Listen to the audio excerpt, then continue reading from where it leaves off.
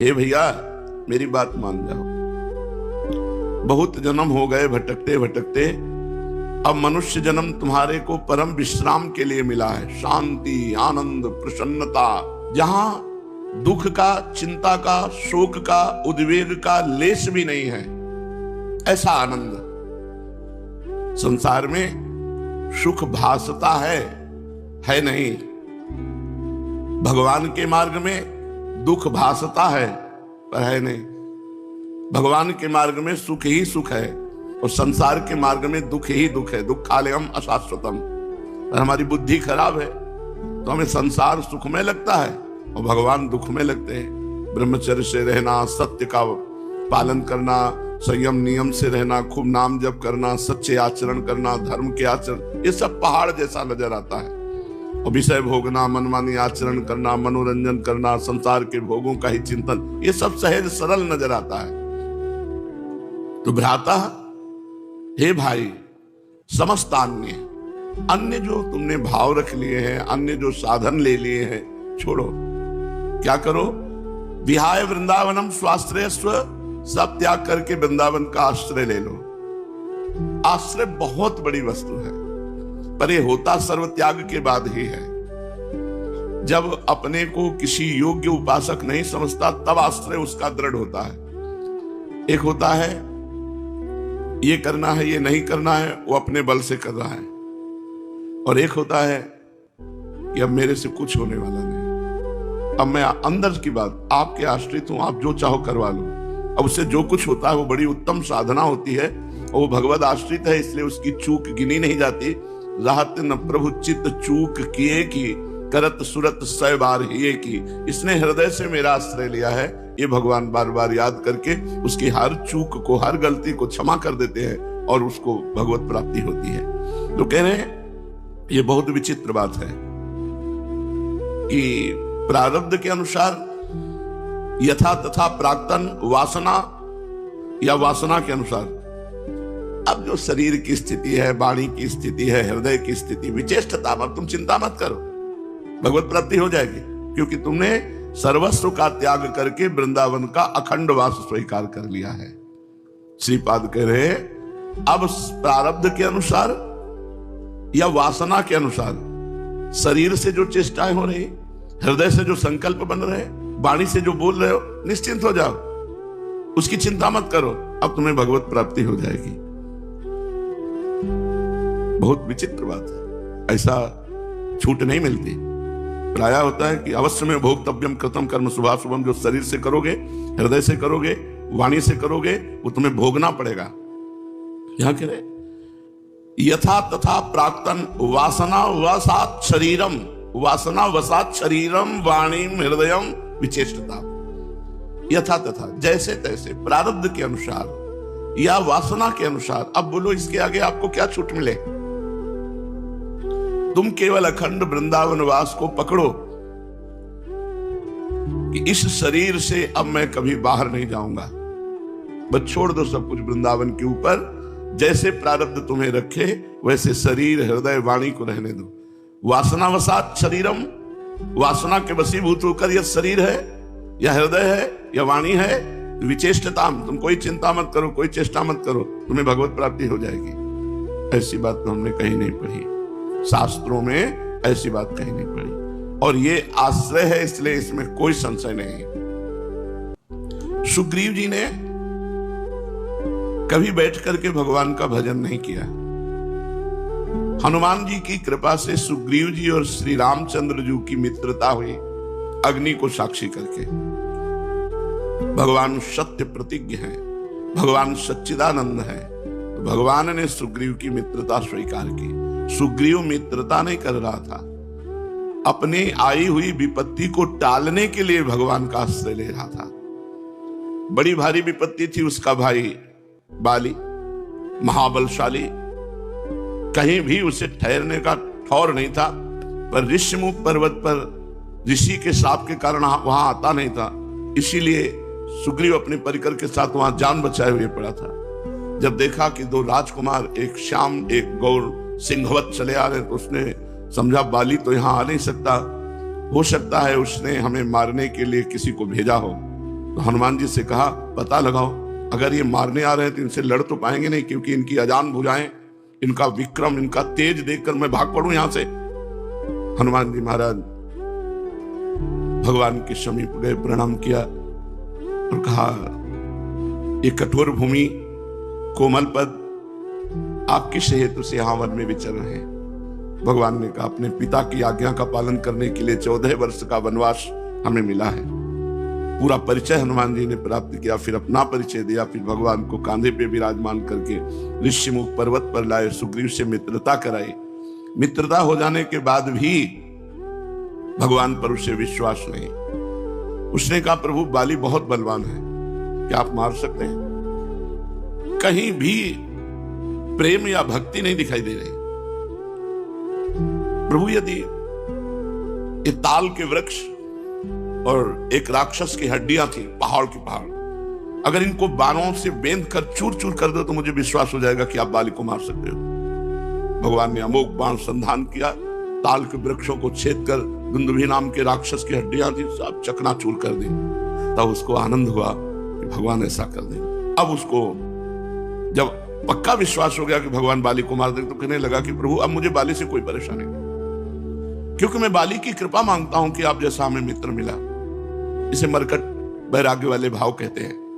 प्रभु अब तो बस, प्रभु अब कृपा करो, यही भांति सब तरी भजन करो दिन राति। बहुत जोर का वैराग्य। भगवान ने बाली का वध किया, बड़ा प्रसंग है। सुग्रीव किष्किंधापुर का राजा बना। भगवान प्रवर्षण पर्वत पर चातुर्मास 4 महीने वास किए, एक बार भी प्रणाम करने नहीं गए। जिन भगवान ने अपने प्राणों के भय से भयभीत होकर प्रतिपल दुख को प्राप्त होने वाले सुग्रीव को मित्र बनाया, ऐसे परम हितैषी, ऐसे करुणा में, ऐसे परम आनंद स्वरूप भगवान के दर्शन करने भी सुग्रीव 4 महीने नहीं गए। लक्ष्मण जी से भगवान श्री रामचंद्र जी ने कहा लक्ष्मण सीता की शुद्ध तो मिली नहीं, सुग्रीव कह रहे थे सहयोग करेंगे तो एक को बार आए नहीं। सुग्रीवो स्तुति मोरी बिसारी, बाबा राज खजाना वस्तु व्यक्ति स्थान सब उसके अधीन, सुख सामग्री, सुग्रीवो स्तुति मोरी बिसारी, मेरी स्तुति भी साथ दी। भगवान के इस वचन सुनकर लक्ष्मण जी ने कहा प्रभु आदेश कीजिए। बोले नहीं, हमने मित्र स्वीकार किया है। वो तो स्वार्थ का साथ मित्र माना, लेकिन हमने मित्र स्वीकार किया, इसलिए मारना नहीं, केवल जगाना है। वो विषय में सो रहा है, उसे जाके जगाओ कि जिस बाण से बाली को मारा था वो बाण अभी तूड़ीर में है, बस इतना बोल देना। लक्ष्मण जी गए, धनुष की टंकार की, सुग्रीव कांप गए। हनुमान जी से पता लगा, बोले बहुत गुस्सा है। तारा को आगे करके, हनुमान जी को आगे करके लक्ष्मण जी के चरण पकड़ लिए। लक्ष्मण जी ने कहा प्रभु ने संकेत किया है कि जिस बाण से बाली को मारा था वो बाण भी तूड़ीर पे ज्यों का त्यों विराजमान है। तुरंत भगवान की हम ये कथा से शिक्षा ली कि सुग्रीव की ना भगवान के चरणों में प्रीति है, ना विशुद्ध भक्ति से आश्रय लिया है, केवल संकट निवृत्ति से भगवान का आश्रय लिया। तो भगवान अयोध्या में जब विजय प्राप्त करके लंका से आते हैं तो अयोध्या वासियों को कहते हैं कि इनके बल से मैंने लंकाधिपति रावण पर विजय प्राप्त की। सुग्रीव का वो सम्मान करते हैं। हमारे प्रभु का, श्री हरिजू का ऐसा करुणामय स्वभाव, आश्रय ले लेने मात्र से सोई करतूती विभीषण केरी। जिस दोषों से कहीं ना कहीं रावण निंदनीय माना गया था, उन कुछ दोषों को विभीषण जी के हृदय में भी पाया गया। जेहि अगबधेउ व्याध जिमि बाली, सोई सुकंठ पुनि कीन कुचाली। जिस अपराध के कारण बाली को मारा, वही अपराध, वही कुचाली सुग्रीव के भी जीवन में थी वर्तमान में। सोई करतूत विभीषण केरी, सपने हो राम न तिन तन हेरी। जन अवगुण प्रभुमान न काऊ, दीन बंधु अति मृदुल स्वभाव। भगवान का बड़ा करुणा में स्वभाव है। नाम जप करते हुए सब में भगवत भाव करके अपने आप का उद्धार कर ले। समझो रे भाई, समझो रे, अरे हिया नहीं रहना, करना अंत पयाना। जाना है भाई, जाना है, मरना है भाई, मरना है। आज नहीं तो कल मरना है। गंदे विषय सेवन करके नहीं, भगवान नाम जप करके, अच्छे आचरण करके, भगवत प्राप्ति करके मरना है। यदि हम इस मनुष्य शरीर से भगवत प्राप्ति नहीं कर पाए तो हमारे दुख का अंत नहीं होने वाला। प्रेम भक्ति की रीति समझ कर हित सो राम रिझावे, गोविंद के कौतुक गुण लीलाता को ध्यान लगावे, सेवा सुमिरन बंदन अर्चन नौधा सो चित लावे, अब की अवसर भलो बनो है बहुरी दाव कब पावे, भजन प्रताप उतरे भव सागर उर आनंद बढ़ावे, साधुन की संगति को साबुन लेकर ममता मैल बहावे। हे भाई, बिना प्रेम भक्ति के भगवान की प्राप्ति कठिन है। गोविंद के चरणारविंद का आश्रय लेकर नाम जप करते हुए जो लीला गाते हैं, अर्चन बंदन करते हैं, नौधा भक्ति करते हैं, उनके हृदय में प्रेम लक्षणा भक्ति जागृत होती है। ये प्रेम लक्षणा भक्ति साधु संग से आती है। साधु संग रूपी ऐसा साबुन है कि ममता रूपी मैल धुल जाता है, और जहां मन ममता रूपी मैल से रहित हुआ तहां प्रेम प्रकाशित हो जाता है। प्रेम प्रकाशित होने में जो बाधा है, भक्ति करते हुए और साधु संग करते हुए भी यदि प्रेम प्रकाशित नहीं हो रहा तो ये कुछ बाधाएं इसमें वर्णन की गई हैं। ध्यान से सुन लो और इनको कभी करना नहीं तो प्रेम भक्ति जरूर जागृत हो जाएगी। पहला, आहार दोष। ध्यान में बैठा लो या लिखते जाओ। आपको साधु संग मिल गया है, नवधा भक्ति कर रहे हैं, लेकिन प्रेम नहीं प्रकट हो रहा है। जैसे आप वृंदावन धाम वास कर रहे हैं, सत्संग कर रहे हैं, नाम कीर्तन कर रहे हैं, प्रेम नहीं प्रकाशित हो रहा है, तो इन दोषों को देख लो आपके अंदर है क्या। पहला है आहार दोष। आहार दोष बुरी कमाई से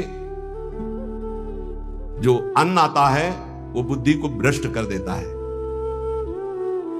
इसीलिए हम आकाश वृत्ति से जीते हैं। आकाश वृत्ति, हमारे पास वही अन्न आएगा जो श्री जी पास करेंगे। नहीं, हिम्मत नहीं किसी के यहां रख दे।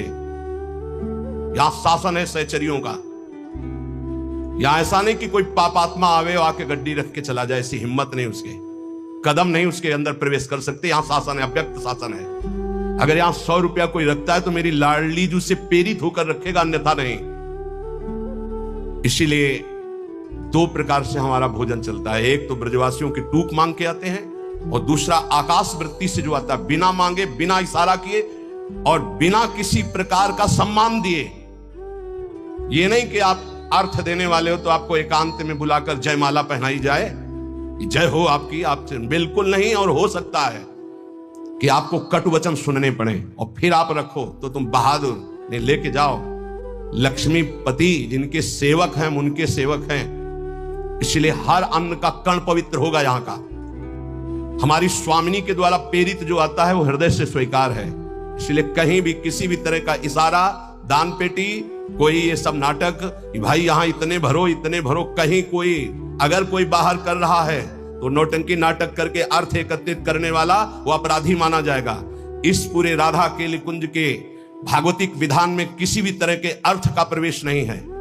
हम भिक्षुक हैं, हमारा भरण पोषण स्वामिनी से होता है। किसी के हृदय में ऐसे किया, स्वामिनी जी के आगे चढ़ गया, उसी से बिजली का बिल, उसी से उदर पोषण होता है। और ये हम इसलिए नहीं सुना रहे कि तुम चढ़ा देना। हम तो कसम खवाई सत्संग में कि जिनको ये लगता हो कि मेरे द्वारा चलता है, तुम्हें इष्ट की कसम या चवन्नी मत चढ़ाना।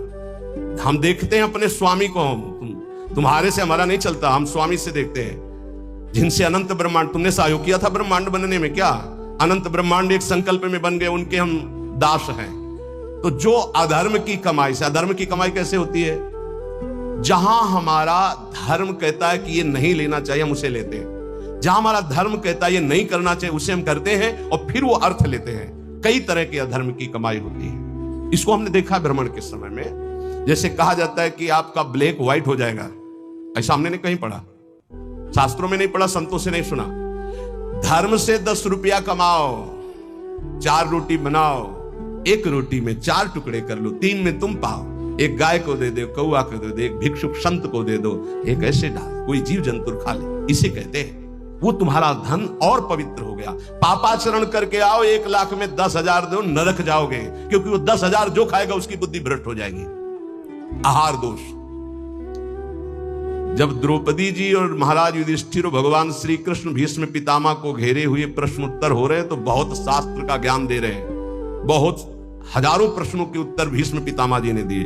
तो जब धर्म का उपदेश कर रहे थे तो कहा, रुको पितामह, ये वही बुद्धि है उसी महापुरुष की जो सभा में बैठा था, मुझे वस्त्रहीन किया जा रहा था, मैं चीख चीख के पूछ रही थी क्या ये धर्म है?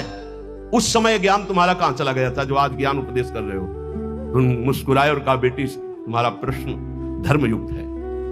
वो सब बह गया, 6 महीने बाणों की सैया पर वो खून बह गया है। इस समय मैं शुद्ध हूं, जो प्रश्न करोगे ठीक धर्मयुक्त उत्तर होगा। उस समय पापी दुर्योधन का अन्न खाने से मेरी बुद्धि मलिन हो गई थी। उदाहरण दिया कि एक परमहंस जी जंगल में कंदमूल फल खाकर रहते थे। एक दिन राजा की दृष्टि पड़ी, श्रद्धालु था, साष्टांग दंडवत की, महाराज महल पधारिए और अपने चरणामृत से, चरण रज से महल को पावन करें और प्रसाद पाए। मना कर दिया, हम तो कंदमूल फल खा गए। चला, दूसरी बार फिर आया, तीसरी बार फिर आया। मन में आया चलते, ठीक है। राजा बहुत प्रसन्न हुआ, आदर के साथ ले गया, महारानी ने स्वयं बनाया, महाराज संत भगवान ने पाया।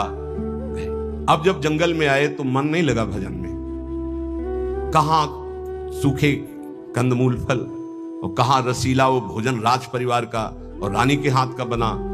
अब तो अच्छा दृश्य देखने की इच्छा नहीं होती हो, गुलरी पाकर यही फल जंगली। बस अब ये इंतजार था कि राजा आ जाए और निमंत्रण दे दे। अन्न का प्रभाव।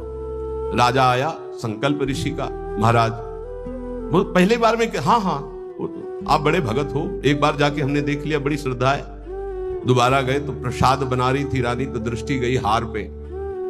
हार श्रृंगार उसमें रखा हुआ था, पेटी से अपनी झोली में डाल लिया, बैठ गए, प्रसाद पाया, चले आए, झोली टांग दी। सायंकाल रानी जब श्रृंगार के लिए बैठी तो देखा और पेटी खाली, हार नहीं। तो उनका, महाराज यहाँ किसी चोर का प्रवेश है नहीं, आपके वही सन्यासी जी जो आए थे वही ले गए। बोले ऐसा नहीं, वो तो बहुत त्यागी बैरागी, वो हार क्या करेंगे?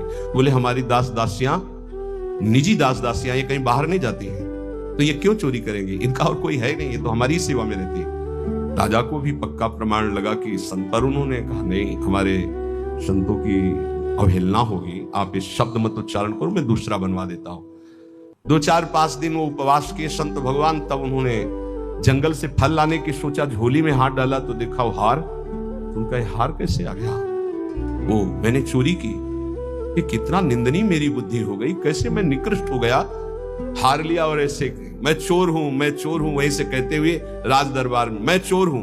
महाराज उतरे, दंडवत किया, कहा महाराज आप चोर नहीं हो। नहीं मैं चोर हूं, मैंने हार चोरा। बोले महाराज मैंने परीक्षा के लिए आपकी झोली में डाला था और उनको ऐसे ले गए कि सभा को कहीं ये न लगे कि संत ऐसे होते हैं। एकांत में ले गए और बोले महाराज आप ही चोरी करने वाले हो, आप ही ईमानदारी से वापस लाने वाले, मेरी समझ में नहीं है। तो बोले शास्त्रों में जो लिखा है, आप कल सुने थे चर्चा में, प्रताप रुद्र जी के दर्शन के लिए भी महाप्रभु ने निषेध कर दिया था। राजअन्न निषेध माना गया है अगर वो वैष्णव भक्त ना हो तो। बोले ये राजअन्न का प्रभाव है कि मेरी बुद्धि लुभायमान हो गई और स्वर्ण की चोरी कर ली, कई दिन से भोजन नहीं पाया, वो सूख गया, रक्त जल गया, तो इसलिए अब मेरी बुद्धि शुद्ध हुई। ये तुम्हारे अन्न का दोष है जो हमने 2 बार पाया, उससे मेरी बुद्धि पतित हो गई। तो पहला दोष है आहार दोष, बुरी कमाई का, चोरी के पैसे का, दूसरे के हक का, अन्न या जबरदस्ती कर लेने का, इस तरह का जो धन है उससे जो खान पान है ये बुद्धि को भ्रष्ट कर देता है। जैसे ब्याज दर ब्याज, अब वो आपको पैसा मिलेगा तो फिर वो आपकी बुद्धि में भजन नहीं होने देगा। संकल्पित अन्न मिलेगा, कभी किसी का ऐसा दिया हुआ साधक को या गृहस्थ बट रहा है हलवा, भूखे मर रहे हो, ऐसे हाथ फैला दिया, तुम गृहस्थ हो, वृंदावन आए हो, एक दिन उपवास कर लो, थोड़ा सा कुछ लेकर पेट में डाल लो जो तुम्हारा धर्म की कमाई का, दूसरे का हलवा मत खाओ। मान लो हमारी बात, सारी बुद्धि नष्ट हो जाती, सुकृत नष्ट हो जाते हैं। आहार दोष पहला, कई बार बताया, इस पर ध्यान दीजिए। सतोगुणी पवित्र अन्न भी यदि मात्रा से अधिक हो गया तो रजोगुण, उस मात्रा से अधिक हो गया तो तमोगुण पैदा कर देगा। अल्प मात्रा में पाइए, दूसरा, शरीर को स्वस्थ रखिए। शरीर को स्वस्थ रखने के लिए, ब्रह्मचर्य पुष्ट रखने के लिए परिश्रम युक्त सेवा अत्यंत आवश्यक है, जिसमें पसीना चुहे। ये दिनचर्या आज की नहीं जो आप देख रहे हो कि 1:30 बजे उठते हैं, तो आज की नहीं, ये जीवन की दिनचर्या है। सूर्य उदय होते होते परिक्रमा वृंदावन की हो जाती थी। अपनी रात्रि में उठे, 45 मिनट व्यायाम, 48 मिनट प्राणायाम, छड़ी उठाई, पूरे वृंदावन की परिक्रमा एक सांस में। इसके बाद आके श्री जी की मंगला, गुरु जी की सेवा में 9 बजे तक, फिर आके श्रृंगार, फिर गुरु जी की 2:30 बजे रोटी मांग करके एक बार 24 घंटे में, वो भी न सब्जी न दाल। ऐसे थोड़ी भगवत मार्ग की निरंतर भगवदाकार वृत्ति प्राप्त की जाती है। अस्वस्थता ये भी बाधक है, जब तक वृत्ति भगवदाकार ना हो जाए। अगर भगवदाकार वृत्ति है तो कोई फर्क नहीं पड़ेगा। भगवदाकार वृत्ति नहीं है और आपको केवल ऐसे नकली वो करके अल्ट्रासाउंड ऐसे और आपको बता दिया जाए कि आपकी किडनी थोड़ा दोष युक्त हो रही है, भजन करके दिखा देना, डिप्रेशन में पहुंचने लगोगे। पक्का समझना, शरीर स्वस्थ, चित्तवृत्ति प्रभु में लगा लोगे। शरीर अस्वस्थ है और चित्तवृत्ति भगवदाकार नहीं हुई तो इसी में कराओगे, पक्की बात समझ लो। और एक बार चित्तवृत्ति लग गई तो 2 किडनी की क्या बात, अगर 10-20 होती हो सब फेल हो जाती तो भी कोई फर्क नहीं पड़ता। पक्का मान लीजिए, पक्का मान लीजिए। इसीलिए संसारी पुरुषों को विश्वास नहीं होता कि क्या ऐसा भी हो सकता है, क्या ऐसा होता है। कर्तुम अकर्तुम अन्यथा कर्तुम सर्व समर्था सा ईश्वर। अभी क्या समझे हो तुम? अस्वस्थता से बचिए। प्रत्येक साधक से कहा व्यायाम करो, चाहे साधक हो चाहे साधिका। संयम से चलो, व्यायाम प्राणायाम अत्यंत आवश्यक है। ठीक है, आपकी दिनचर्या ऐसी तो समय निकालो, ऐसी दिनचर्या में समय निकालो कि आप व्यायाम कर सको, आप प्राणायाम कर सको। मान लो मेरी बात, आहार अल्प पवित्र आहार है, पक्का, इसमें कोई संशय नहीं, गुरु प्रदत्त आहार है, और अल्प आहार तो शतगुणी बना रहेगा। दूसरा, व्यायाम प्राणायाम प्रत्येक साधक को करना चाहिए। यह महापुरुषों को देखें, अपने गुरुदेव को भी देखा, क्योंकि आजीवन हमें संयम पूर्वक भजन मार्ग में बढ़ना है, तो ये दोनों बातें जरूर। तीसरा, आलस्य का त्याग।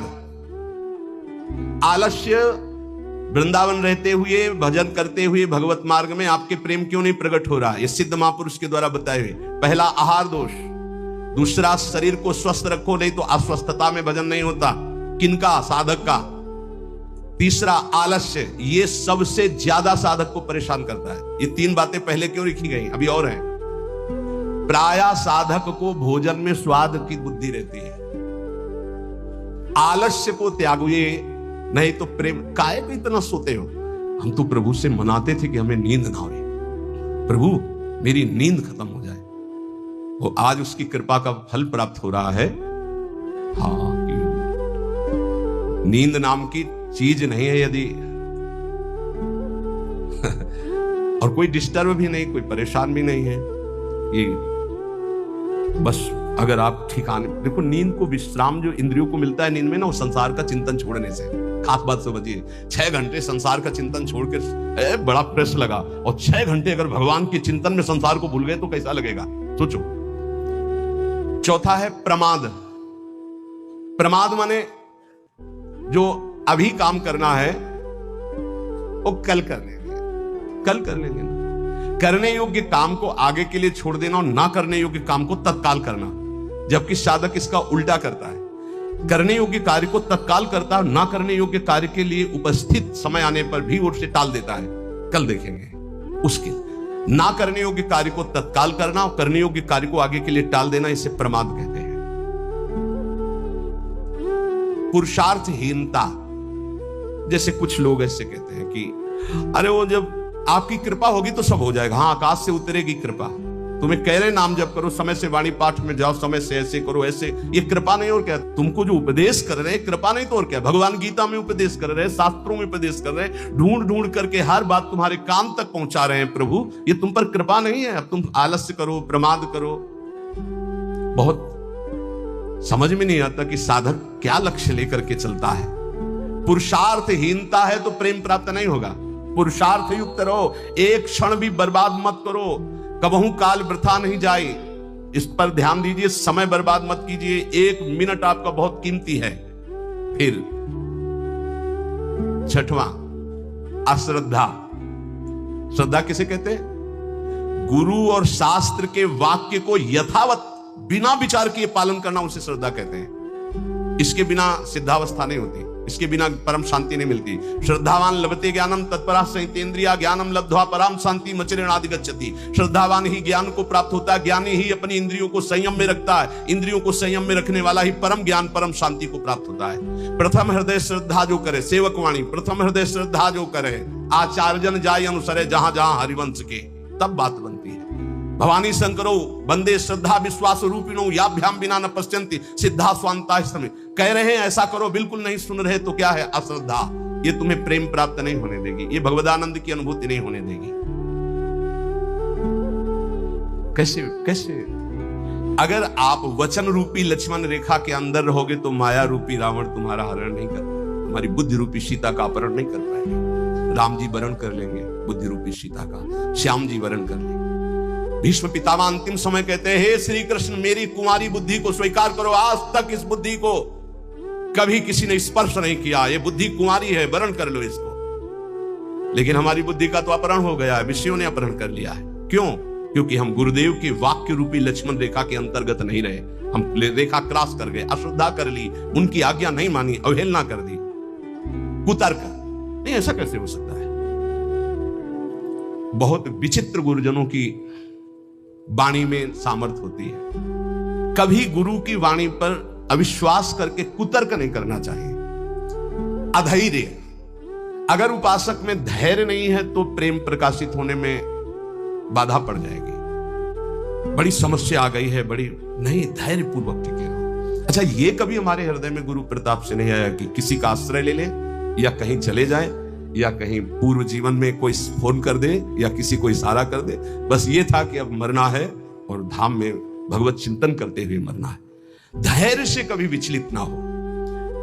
अगला है अनिश्चय। ये बहुत साधकों में पाया जाता है।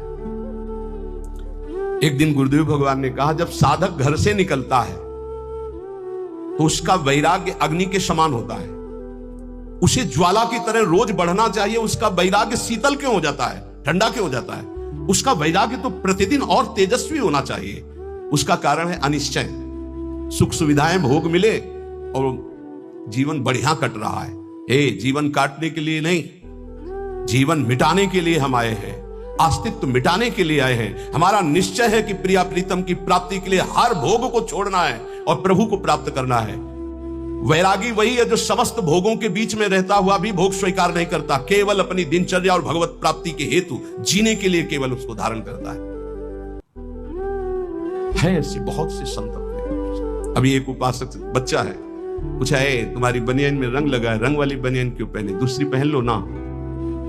जैसे आपकी आज्ञा पर काम चल रहा है ना अभी शरीर के, नहीं बदल, वैसे जैसे आपकी आज्ञा पर काम चल रहा है ना, हाँ ठीक, जाओ, अच्छा लगा। धैर्य से वैराग्य की पुष्टता, काम चल रहा है ना, अच्छा। अनिश्चय हमारे हृदय में जब होता है तो हमें भोग गिरा देते हैं। हमारा निश्चय क्या था? हम प्रभु की प्राप्ति के लिए जानबूझकर समस्त भोगों का त्याग करते हुए सच्चिदानंद रस में स्थित होंगे। फिर हम क्यों डिग गए? इसका मतलब हमारे निश्चय में कमी थी। अनिश्चय, हमारा निश्चय था कि हम अपमान को सहेंगे, हम निंदा को सहेंगे, हम तिरस्कार को सहेंगे, हर कष्ट सहेंगे, पर हे नाथ आपको प्राप्त करेंगे, आपका भजन करेंगे। कहां गया वो निश्चय? थोड़ी सी कोई अपमान की वृत्ति आई, हम गुस्सा हो गए, थोड़ा सा तिरस्कार हुआ, हम परमार्थ छोड़ दिया, थोड़ा सा कोई भोग आया, हम भजन छोड़ दिया, भोग में राजी हो गए। कहां गया हमारा निश्चय?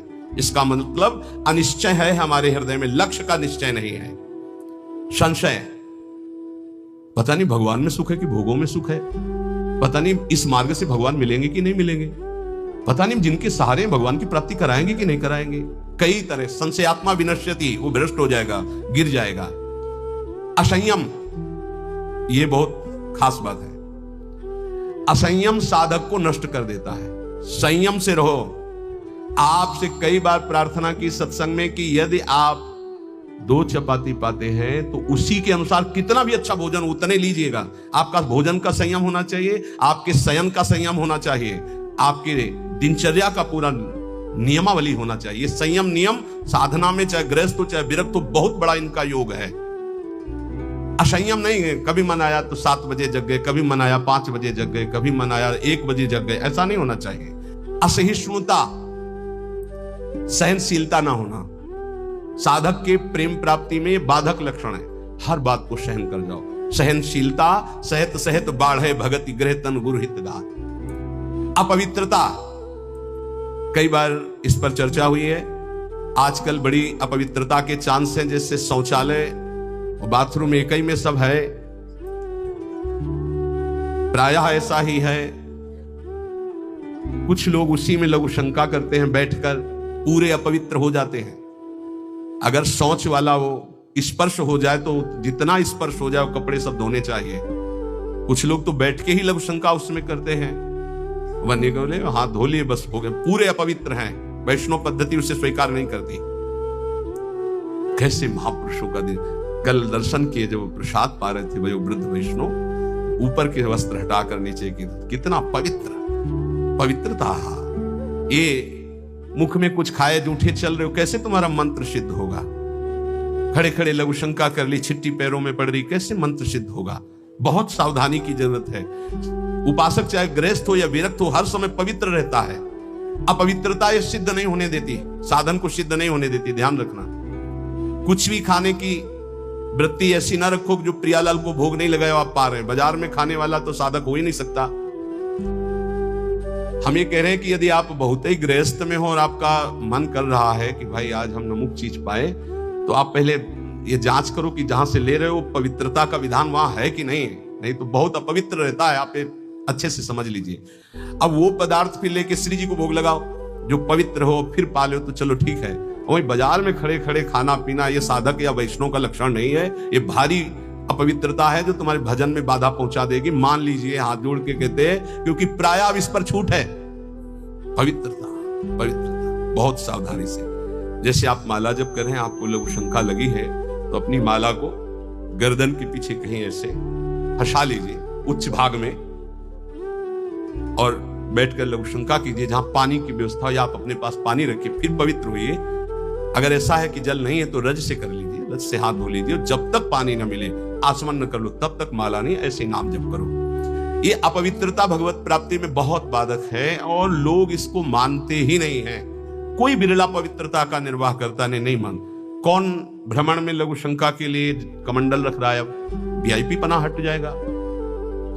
प्रायः दंड कमंडल, साधु का प्रसिद्ध सोटा लंगोटा, ये सब प्रसिद्ध है। काछ वाच मन निश्चल राखे, धनि धन जननी तेरी रे। बहुत अब प्रायः दर्शन करने वालों में ऐसे दर्शन होते हैं, हाथ में बिस्लरी की बोतल ऐसे, जैसे कोई जल चढ़ाने की गंगा जली नहीं, प्रायः बिस्लरी की बोतल ऐसे हाथ में होगी। जमाना बदलता चला जा रहा है। और या स्मार्ट मोबाइल हाथ में होगा। कोई भले आदमी तो ऐसे मिलते हैं कि मोबाइल से ऐसे वीडियो दाहिने हाथ से बना रहे हो, बाएं हाथ से ऐसे कर रहे हैं। बाएं हाथ से किसको किया जाता है जानते हो? शत्रु पक्ष को। जब राजाओं के यहां दुश्मन का दूत जाता था तो बाएं हाथ से सलूट करता था। तब पता है कि दुश्मन का दूत आया, इसलिए बाएं हाथ से करता था। तो आजकल नए बच्चे वो जानते हैं नहीं, तो मोबाइल से शूट कर रहे हैं ऐसे, बाएं हाथ से ऐसे कर रहे हैं। या भगवान के सामने या भगवत भक्तों के सामने, चलो आपके हाथ खाली नहीं, वीडियो बना रहे हो तो नेत्रों से कर लो, बाएं हाथ से काहे को? दुश्मनी काहे को मोल ले रहे हो? बहुत बड़े के दरबार में हो, बहुत बड़े के पार्षद है, वो हर समय देख रहे हैं। आप क्या समझते हो हम अकेले चलते हैं? नहीं बोले 10-20 साथ चलते नहीं, इनकी बात नहीं कर रहा। एक कदम भी ऐसा नहीं जिसमें हमारी महारानी जी न चलती हो। ये जो छोटे छोटे नवजात शिशु जो ये सब, ये जानते हो महारानी जी के प्रताप का आशीष लेने आते हैं। हमारा कुछ नहीं है, हमारे आगे आगे चलती है हमारी महारानी जी। हम उनकी दासी, उनके पीछे चलती है, आगे वो चलती है। ये जो फूल बरसते हैं ना, ये महारानी जी के चरणों में बरसते हैं। ये जो फूलों के पावड़े बिछे होते हैं ना, मेरी स्वामिनी जी के लिए। अगर ये मेरे लिए लगते ना तो कब का बंद करवा देते। आप ये भी समझ लो, मेरी महारानी जी के दर्शन के लिए कोई नाचता है, कोई रोता है, पूरी भीड़ में सैकड़ों रोते हैं, तो हम उनकी आंखों की तरफ देखते हैं कि मेरी प्रिया जी का कृपा प्रसाद इनकी हो। भले किसी भाव से, मेरी महारानी जी तो बड़ी रिझवार है ना। हाँ, बड़ी रिझवार। कितने के अंतिम बन गए, समय अंतिम बन गए, क्योंकि उनको तो समझ में नहीं आ रहा है ना, वो तो केवल देख रहे हैं बाबा। लेकिन बाबा के आगे जो चल रहे हैं उनका प्रताप चल रहा है। आप समझते हो ना, किसी के आगे इतना नहीं होता जो आप देख रहे हो। ये महारानी जी के आगे होता है, किसी और के आगे नहीं होता। यहां कोई संत प्रताप उदित नहीं है, ये महारानी जी का प्रताप उदित, राधा प्रताप। जो प्रसिद्धि और पुजवाने की इच्छा रखता है उसे प्रेम प्राप्त नहीं होता। प्रेम प्राप्ति में बाधक अपनी प्रसिद्धि और पुजवाने की इच्छा नहीं। अपने इष्ट में चित्त को लगा दो। तो सेवक जी महाराज कह रहे हैं, बिस्तर है सब जग विमल कीरति, साधु संगति ना टरे, बास वृंदा विपिन पावे, श्री राधिका जो कृपा करे। अपने आप जगत में विमल कीर्ति का विस्तार हो जाता है जो प्रियालाल में चित्त जोड़ता है। अपनी पुजवाने की इच्छा, मान की चाह, ये प्रेम नहीं प्रकट होने देती। अगला, किसी से भी घृणा। जैसे कोई भी किसी भी तरह का है, किसी भी धर्म का है, कैसे भी आचरण करने वाला है, अगर वो हमारी महारानी के दरबार में आता है तो उसको हम भगवान की तरह आदर करेंगे। उसको एक, जैसे हम सबका आदर करते हैं ऐसे उसका आदर करेंगे। किसी से भी घृणा नहीं। त्रिभुवन में ये तो पक्का समझ लीजिए, किसी से भी घृणा नहीं। घृणा शब्द भक्त के हृदय में नहीं होता, किसी से भी घृणा नहीं। द्वेष, अजात शत्रु भक्त होता है। अगर द्वेष है तो प्रेम प्रकट नहीं हो। अद्वेष्टा सर्वभूता नाम, किसी भी संसार में एक भी से भी अगर द्वेष है, दुश्मनी है, तो भगवत प्राप्ति में बाधा हो जाएगी। अजात शत्रु, तुम्हें गाली दे, सर झुका लो, वो तुमसे द्वेष मान रहा है, तुम उससे द्वेष कभी मत मानो। जब दिखाई दे तो नेत्रों से प्रणाम कर। और निर्दयता, ये प्रेम में बाधक है। कभी किसी के प्रति कठोर व्यवहार वाणी के द्वारा, मन के द्वारा, तन के द्वारा ना करे। दुराग्रह, ऐसा होना ही चाहिए, ये कभी हट ना करे। जोई जोई प्यारो करे, सोई मोहि भावे। ध्यान रखिए, दुराग्रह कभी प्रभु से भी ना करे कि नहीं प्रभु इतना तो होना ही चाहिए, गुरुदेव इतना तो होना ही चाहिए। नहीं, जोई जोई प्यारो करे, सोई मोहि भावे। चपलता, जल्दीबाजी, चांचल्यता, ये साधक में नहीं होनी चाहिए। गंभीर स्वभाव, जो कार्य करे बहुत ठीक से करे। एक साधक अपनी सेवा में है, उनसे आप कोई भी जल्दी काम को नहीं करेंगे। कार्य दे दो, छोड़ दो। अगर पात्र मार्जन करना है तो जब वो मार्जन करके निकले बाहर तो आप देख लेना, निर्दोष हर पात्र चमकता हुआ मिलेगा। पर आपके तो 5 मिनट में करो तो नहीं करेंगे। जो सेवा दोगे वो सेवा होगी, पर सांगो पांग होगी, उन्हें छेड़ो मत। वो अपने आप पूरा नाम जप करते एकदम, पोछा लगाना छोड़ दो, उसे बोलो मत, बस सेवा दे दो। वो आराम से पूरे भवन में पोछा लगा के शांत, उसे छेड़ो मत। और जल्दी करो तो पोछा रख दो, खड़ा है, आप छेड़ो मत, सेवा दे दो। जब वो सेवा में होते तो हम कह देते उसको छेड़ो मत, वो अपनी सेवा पूरी सांगो पांग करेगा, पर उसे छेड़ो मत। ऐसा ही उपासक का स्वभाव होना चाहिए। हम जिस कार्य में लगे सांगो पांग उसमें लगे, गंभीरता पूर्वक लगे, जल्दीबाजी नहीं, चांचल्यता नहीं। ये प्रेम प्राप्ति के लिए आवश्यक है। पर निंदा सुनना, पर निंदा करना, पर चर्चा करना, ये प्रेम में बहुत बाधक है, कई बार चर्चा हो चुकी। और बाहरी वेशभूषा बनावटी नहीं होना चाहिए। इसकी भी चर्चा हुई है कि बढ़िया क्रीचदार कपड़े, कोई बड़े उपाधि युक्त महात्माओं की बात अलग हो, तो गुरुजन है, आचार्य है, लेकिन साधक के लिए बात कह रहे हैं। वेशभूषा बहुत शांत रखनी चाहिए, जो गुरु प्रदत्त वेशभूषा है।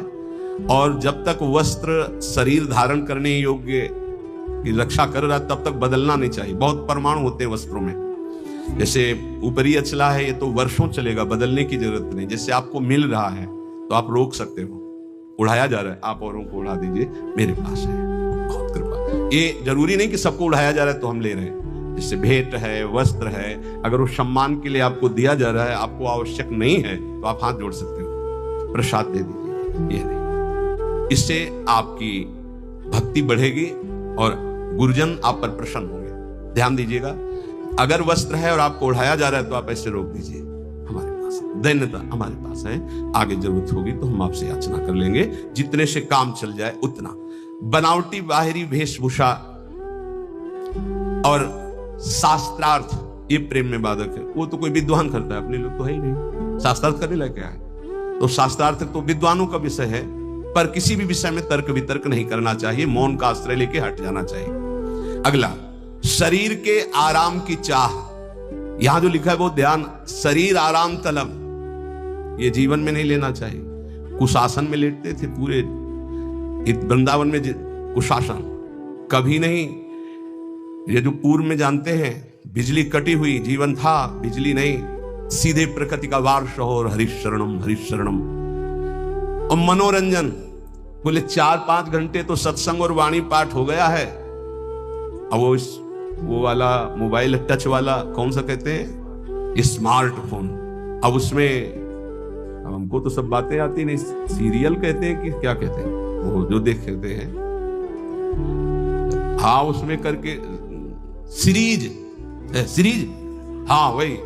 अब एकांत में मनोरंजन सीरीज में देखोगे, आजकल की जो है ना, पहले रामायण महाभारत जैसे, अब ऐसी सीरीज है कि आपके भजन को नष्ट कर देंगे, आपके चिंतन को नष्ट कर देंगे। इसलिए प्रार्थना है कि जितने भी साधकों के पास, वैसे तो सबके पास है नहीं, जो सेवा में है और जो भी गृहस्थ जन है, ऐसी चीजें मत देखो जो आपके भजन में बाधक हो। अगला है कुसंग, ये भजन करते हुए प्रेम नहीं उत्पन्न होने देंगे। चलो अब थोड़ी देर निकलते हैं चल के, और बातचीत और ऐसे कुसंग ना होने पाए। जाके संग कुमति मति उपजे, करत भजन में भंग, तजोरे मन हरि विमुखन कुसंग। साधना के प्रतिकूल साहित्य का स्वाध्याय करना, आपकी साधना है प्रेम के प्रतिकूल स्वाध्याय करना, प्रतिकूल सत्संग सुनना। प्रतिकूल भी सत्संग होता है, हाँ। अब हमारा चल रहा है दासोहम का, हमें सुनाया जाए हम ब्रह्मास्म का, तो प्रतिकूल तो हो ही गया। इष्ट मिले और मन मिले, मिले भजन रस रीति, तहां निसंग को है मिलिए, तासो की जय प्रीति।